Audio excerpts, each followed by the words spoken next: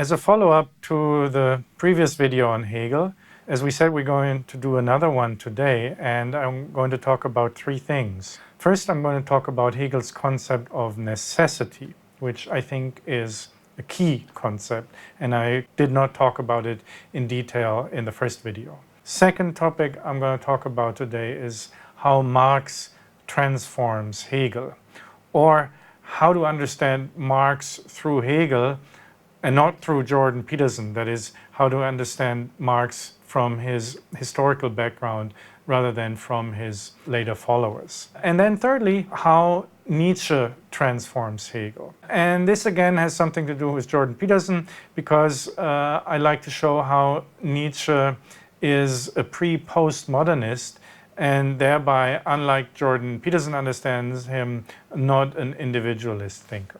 So let's start with necessity. Necessity in philosophy often just used as a term in modal logic, different, for instance, from possibility or actuality. That's a narrow logical sense of necessity. And of course, this kind of sense is also present in Hegel's use of the term. But what I want to show is that Hegel uses it not only in this narrow sense, but at the same time also in a wider sense. And in order to explain this, I want to go back to a quote I already discussed in the previous video, right from the beginning of the Phenomenology of Spirit, where Hegel talks in a metaphor of the development of spirit in comparison to the life of the plant, with reference to these three moments or stages of the development of the plant: the bud, the blossom, and the fruit. And here Hegel writes, quoting this again, "Their fluid nature makes them," that is the bud, the blossom, and the fruit, "into moments of an organic unity, in which they are not only not in conflict with each other, rather one is equally as necessary as the other. And it is this equal necessity which alone constitutes the life of the whole." Translation by Pinkard. Now, here Hegel talks about these three stages of the plant, the bud, the blossom, and the fruit, as necessary elements, necessary moments that constitute the life of the whole, and they're all equally necessary. So a scientific system, which the phenomenology is supposed to be, of the development of the spirit, is supposed to understand why all of the different moments or stages of this development are equally necessary. So science, and again, this is crucial for Hegel, is not a description of something that is static, but is the description of something that is an organic living process. And necessity is here related to the stages or moments or elements that constitute this living process. Even in this context, of course, necessity is distinct from contingency. However, and this is important to understand, Hegel's quest for necessity, unlike perhaps from an analytic perspective, does not mean that he has the intention to, so to speak, sort out, do away with anything that is contingent, and then end up only with that which is necessary. Instead, by understanding the equal necessity of each moment of a living whole, by understanding the equal necessity which alone constitutes the life of the whole, what we have to do is more precisely, in a scientific system, in philosophy as a science, to transform that which seems to be contingent into something that we understand as being actually necessary. So in this sense, I think the task of the phenomenology of spirit is to transform our understanding of that which in the first place seems to be merely coincidental, merely contingent, to something that of which we recognize its necessity. Let me try to explain this with two examples that are not from Hegel. First one would be a soccer game. Like, if we are at any moment in a soccer game and we look forward to the future of the soccer game, then everything seems and actually is contingent, right?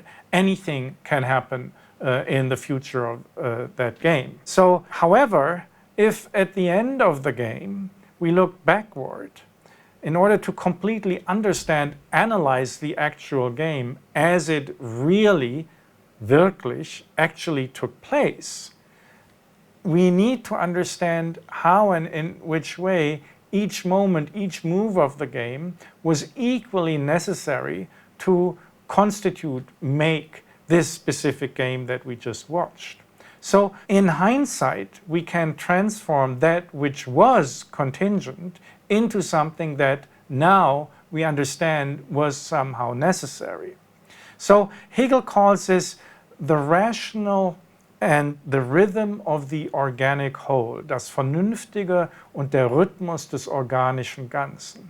This is what philosophy does. In hindsight, it transforms that which once was contingent into something that now, because of the actuality of the reality, we understand as necessary. So the same thing can be explained with a love song by Slavoj Žižek that you can find on YouTube, Falling in Love. It's some lecture or speech by Žižek, which then someone transformed into a song. And in this song, Žižek talks about, in his own words, about a totally contingent encounter with someone, saying you might stumble on the street and then someone helps you, and then you fall in love with that person. And then this is, as Žižek says, the love of your life. So this is like a typical way of how people can fall in love with one another. Now, and as Žižek says, it is grounded in total contingency. However, once the falling in love has happened, and then Žižek says, interestingly, you perceive your entire past life as leading to this moment. And you say to yourself something like, I was waiting all my life for you. Right? And so here exactly the same thing happens as that what Hegel does in the Phenomenology of Spirit. You transform that which has been entirely contingent into something that now totally makes sense and is necessary and seems as somehow the logical conclusion of that which happened before and led up to this event. So again, we have a transformation of contingency into necessity. So this is why, going back to Hegel, he speaks in the Phenomenology of Spirit of the necessity of progression and interrelation. In German, it's the Notwendigkeit des Fortganges und Zusammenhangs. So again, this means to make sense of an event by understanding the dynamic necessity in the context of an organic whole, of the life of the whole, of a certain rhythm, of a certain progress and process. Now, to go a step further, I want to talk about, in addition to the, let's say, dynamic, organic meaning of necessity, about its existential meaning. It's another layer of necessity in Hegel. And in order to do this, we're going to look at necessity in German, the actual word that Hegel is using, which is Notwendigkeit. That's an interesting term. It's a perfectly common German word, and it is linguistically composed of three elements. The first one is Not, and Not is the same etymologically, shares the same etymological root with the English word need. So Not refers to a kind of a moment of need where you're in need of help, like a moment of crisis, or more precisely, an emergency. For instance, in Germany, an emergency call is called a Notruf. Ruf is the call, so emergency call. Now, the second element of Notwendigkeit is Wende. And Wende means to turn around, to change. And then the third element is Keit, which is just the suffix for nouns. So it's like ity in English. So if we put all these three elements together, Not, Notwendigkeit, and we get Notwendigkeit. And Notwendigkeit, therefore, is something like an existential state of being in need of something that brings about a critical or crucial turnaround so that you're no longer in need, so that the emergency is resolved. So in this sense, we can also understand and might even translate notwendig in Hegel's usage as critical. So understanding necessity rather than contingency of something in this sense means to understand why something was critical in a given situation. And this is another way of understanding Hegel's project in the Phenomenology of Spirit. Understanding what is critical. Understanding how every moment of the life of the whole is somehow equally critical moment of the life of the whole. So what Hegel does in the Phenomenology of Spirit is reconstructing the history of the spirit of humankind so that the critical significance of basically every critical moment in history is understood. So similarly, for an individual, this would mean to understand the critical significance of every moment in your own individual development that necessarily contributed to the person you are right now. Whatever. It was critical that you studied philosophy. Of course, you could have studied something else. All other contingencies would have been open at the moment. But you studied philosophy, and that you decided to study philosophy was critical for becoming the person that you are right now. And you can do this with every other single moment of your life. Whatever. Again, referring to Zizek's song, it was critical that you fell in love with this person at that time. There was a certain need for this that was then resolved precisely through falling in love with that person at that time. Of course, you could have also met someone else, but then meeting this other person would have been an equally necessary moment of what actually took place and made you into the person that you are now. And in the same way, it is, even though you could have now been watching a totally different video and not watch this video, or do something altogether different and not watch any video at all, after you have watched this video, watching this video will also be a critical moment in your life that made you into the person that you are after watching this video. Also, watching this video will change your self-building in a specific way. And if you want to have a complete understanding of yourself after watching this video, you need to understand why, in which way, watching this video was a critical experience for you. Now, let's move on from Hegel to Marx with this concept of necessity in mind. Now, what Marx takes from Hegel is a lot of things. First of all, it's philosophy as a systematic science. Marx, too, regards himself first and foremost as a scientist. And science, again, like for Hegel, for Marx means a sort of reconstruction of what is necessary for the dynamic or organic development, not of the human mind, but for Marx, of human society. And equally, what Marx takes from Hegel is to look at this development by no means as a merely passive process, but, and I talked about this in the first video, as rather than having experience, making experiences. So crucial for this process of social development is a subjective engagement with the objective world and with other subjects, which transforms both the objects that you engage with and the subjects that you engage with and yourself through this engagement. So, like for Hegel, for Marx, development is first and foremost, to use the Hegelian term, Bildung, building, production.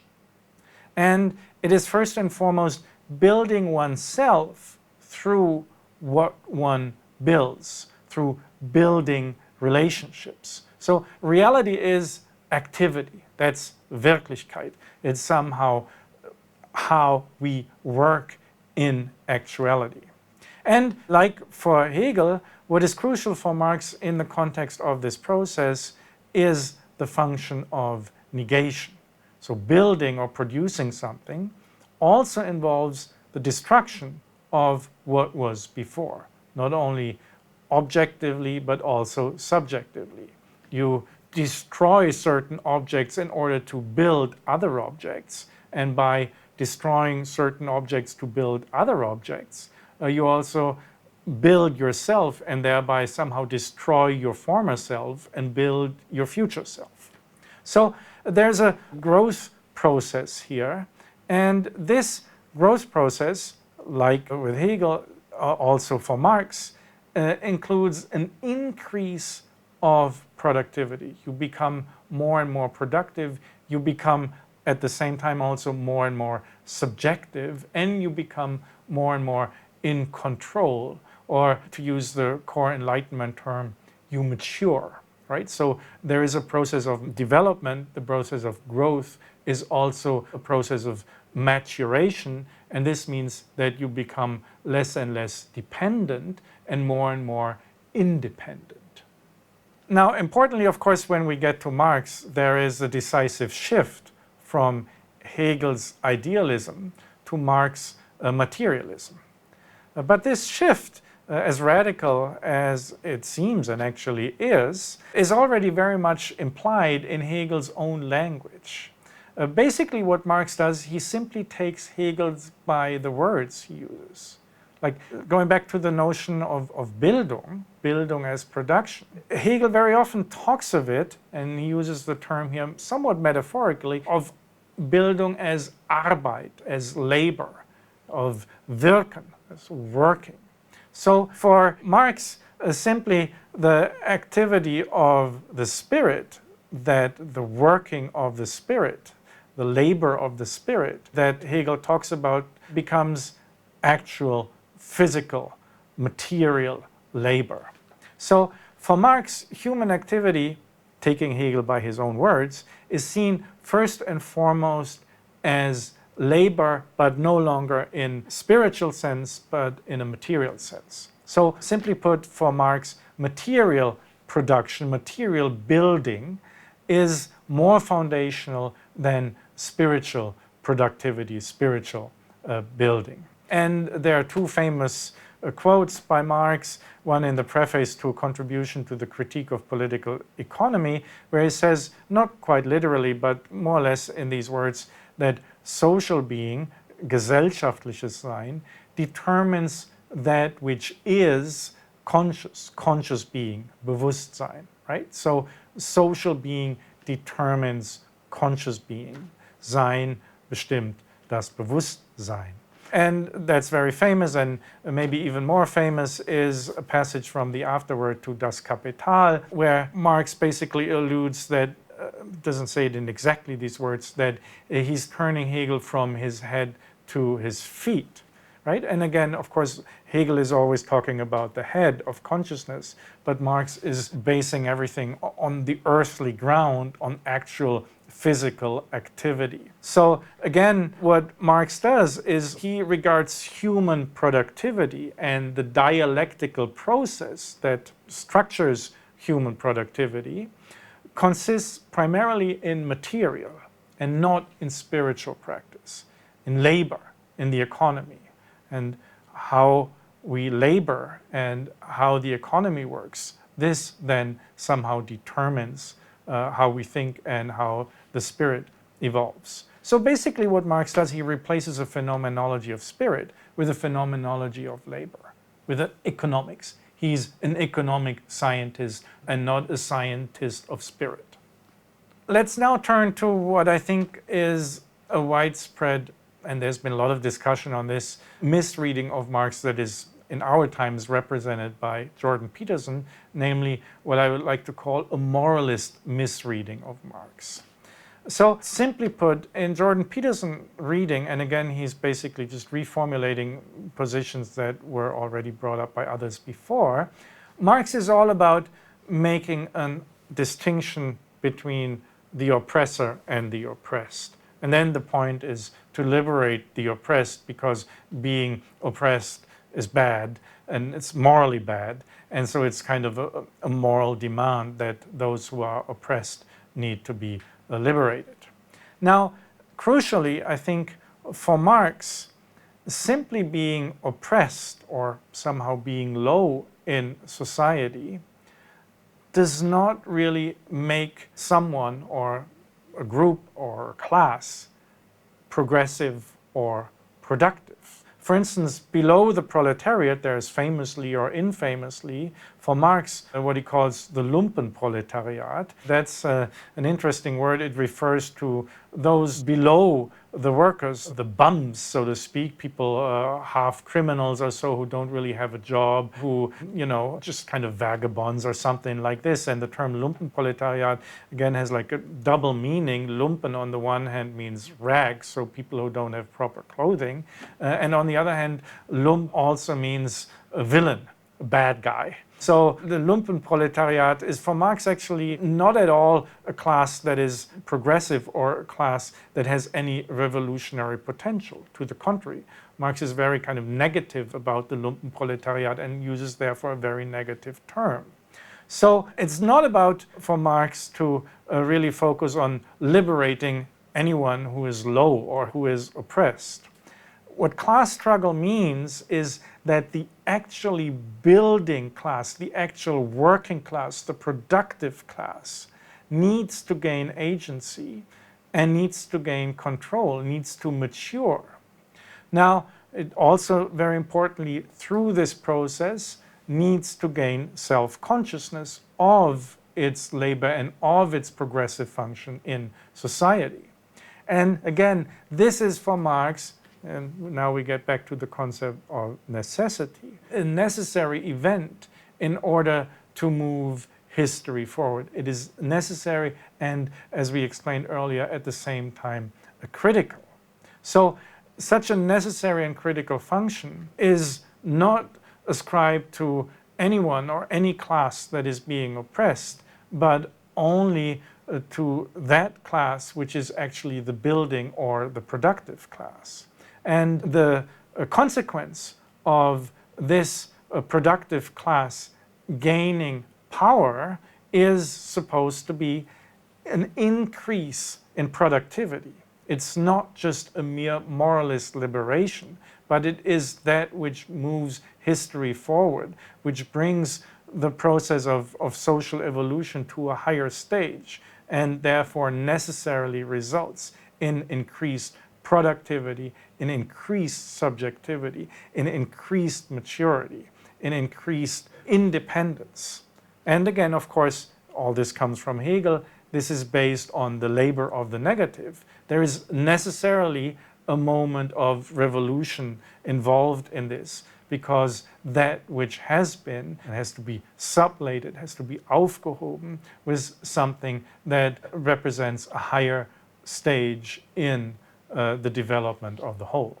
So Marx highlights development, highlights productivity, highlights progress. I want to just quote one sentence here from my favorite contemporary theorist, social theorist Niklas Luhmann, from his work Theory of Society, where he writes, Marx's social critique managed to avoid morally judging capitalists. And I agree with that statement. There are many people who disagree with it, but I agree with this assessment. And people who disagree with this assessment, probably also people like Jordan Peterson, who imply that Marxism and the Communist Manifesto is about the violent promotion of something like social justice, of equality, of eliminating the oppressor-oppressed distinction. However, disconnected from class struggle, disconnected from this kind of increase in productivity and the building of the productive class which includes its self-building, notions such as social justice and equality do not really make sense for Marx. So, of course, and this is important to highlight, Marx is not against justice and equality.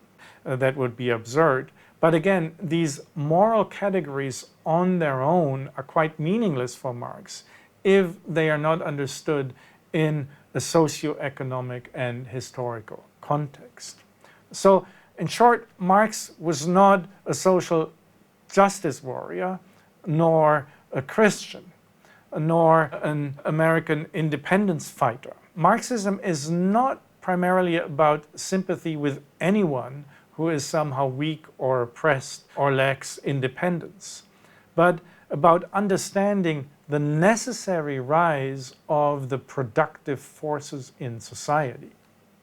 But there's also sort of an existential necessity in Marx, in the sense that it is for Marx very important to understand the critical significance of actual historical events. So Marx commented a lot and in very much detail on the historical events of his time, whatever the uprisings in 1848 and so forth of his time, in order to identify in which way these events represent necessary critical turning points in history. He wanted to understand, to reconstruct what these seemingly contingent events meant in the context of the necessary development of society and productivity that would move history forward. Marx, like Hegel, aimed at transforming contingency into necessity, and in that very sense, he also claimed to be a scientist, but again, not a scientist of the spirit, but a social scientist. If and how this science was successful is, of course, a completely different matter, and I'm not going to discuss this in this video. Now let's move on to Nietzsche and postmodernism. I think it's pretty clear, as many people have pointed out, that Nietzsche is a predecessor of postmodernism, that he's a pre-postmodernist. Nevertheless, Nietzsche takes from Hegel is, like Marx, a historical approach to a certain extent. Nietzsche says, for instance, without Hegel, no Darwin. He says this, for instance, in The Gay Science. By the way, gay science could also, in German it's die fröhliche Wissenschaft, could also be translated, to use an old English word, which is the same etymologically as the word fröhlich in German, something like frolicking science. Nietzsche points out that without Hegel there is no Darwin, and of course Nietzsche also very much focused on history, on development, on evolution, and then formulated his own genealogical approach, famously in the Genealogy of Morality. There is also this kind of scientific, historical, genealogical aspect to Nietzsche. But at the same time, Nietzsche's science, and this is the point I want to make, is very different from Hegel's notion of science. Hegel's notion of science, like Marx, is very much a modern notion of science. But with Nietzsche, we get to a postmodern notion of science, a kind of an ironic science. In The Gay Science, in the preface, he talks about a great suspicion, großer Verdacht, that underlies, that informs Nietzsche's approach. He even talks about, in the same book, uses the expression incipit parodia, the parody begins. And this kind of almost ironic transformation of a modern science, as we find it in Hegel and Marx, into a gay or frolicking science, as we find it in Nietzsche, I think consists precisely in the transformation of the central task for Hegel and Marx, which was transforming contingency into necessity. Instead of this, Nietzsche turns this around, and instead his frolicking science, his ironic science, transforms that which seems necessary into that which we now understand as being contingent. And just to give a few quotes from The Gay Science, what Nietzsche looks at, I'm quoting here, is at the unconscious disguise of physiological needs in the coat of the objective, the ideal, the purely spiritual. So purely spiritual, of course, also alludes to Hegel. And the objective and the ideal alludes to kind of a modern notion of science. So what Nietzsche says here, that these are just disguises, the objective, the ideal, the purely spiritual. And what they disguise is certain elements that are unconscious, that are physiological, and that we somehow cover up with a pseudo-objectivity. Another quote is, all philosophizing so far was not about truth, but about something else. Let's say about health, future, growth, power, life. So again, the scientific focus on truth as that which is necessary true is replaced in Nietzsche by saying, no, the truth, the so-called truth, only reveals certain drives, certain instincts, a certain form of looking for health, of looking for future, of looking for growth, of expressing power, of living. And he also says we no longer relish this bad taste, this desire for truth. We are too experienced, too serious, too joyful. So this quote combines a lot of elements. So again, the desire for truth is now regarded, this kind of modern scientific desire for truth is regarded as somehow a bad taste. We are too experienced to take this old form of experience as sufficient. We are too serious and too joyful, right? On the one hand, we're very serious about the things that inform the desire for truth, but we're also somehow too joyful to really regard this kind of very insipid, objective truth search as the whole truth. What Nietzsche does, not only in The Gay Science, but also especially in his later works, is that he reveals the historical, or we may now say cultural, the bodily, or we may say physiological, the mental, or we may say the psychological, the linguistic, the ideological or religious contingencies that then philosophy covers up as, or disguises as, objective truth, right? So objective truths are by no means objective truth, but they are contingent on historical events, on bodily desires, on certain mental or psychological needs, on the language that we use, on the ideologies that have taken hold of us, or on religious, whatever fantasies that we have taken on. So, and these are all contingencies that then lead us to construct something like objective truth in order to somehow cover up these contingencies. And Nietzsche's postmodern science then again discovers these covered up contingencies. So in this sense, objective truth is revealed as something that is a construct which hides something that is much more complex underneath. In order to give a concrete example, I want to return to a section from The Twilight of the Idols in the Four Great Errors that I also addressed in a previous video, and talk about the error of false causality. And here Nietzsche writes, the conception of consciousness, spirit, as cause, and still later of the I, which is the subject, as cause. Today, we no longer believe a single word of all of this. And the I, it has become a fable, fiction, a pun. There are no spiritual causes. The error of the spirit as cause was mistaken for reality. Now, of course, all of this language of the spirit alludes to Hegel, and likewise the notion of the I and the subject. So for Nietzsche, these concepts, central for Hegel, spirit and subjectivity, do not indicate causes. They have no necessity. To the contrary, they are contingent upon physiological, psychological, historical, linguistic circumstances that could have been otherwise. So precisely this quote shows how that which is deemed to be necessary is actually not necessary but contingent. So the error of false causality also implies an error of false necessity because of a double meaning of contingency. Contingency means, of course, contingent upon. But if spirit and subject are not causes, then they are effects and thereby contingent upon something else. And this at the same time also means, of course, that other options would have been and are possible. Nothing is necessary. Everything is somehow coincidental.